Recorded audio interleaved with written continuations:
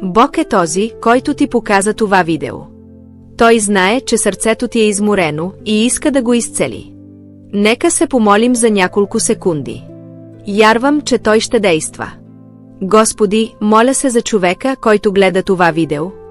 Тя се усмихва на другите, но плаче в тишина.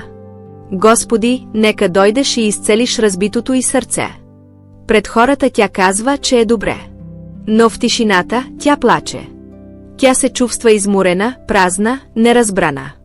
Носи болка, която никой не вижда. Преживяла е срам, самота, вина.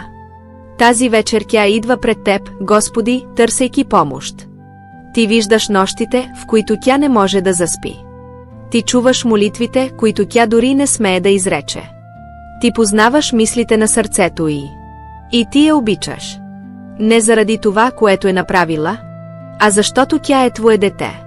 Господи, аз Те моля, ела и положи ръката си върху сърцето й.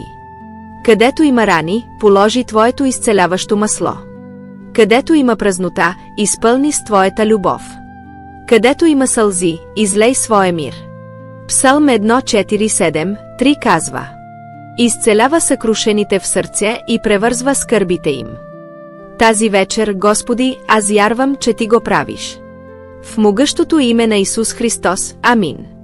Ако тази молитва докосна сърцето ти, напиши в коментар, амин. И я сподели с някой, който има нужда тази вечер.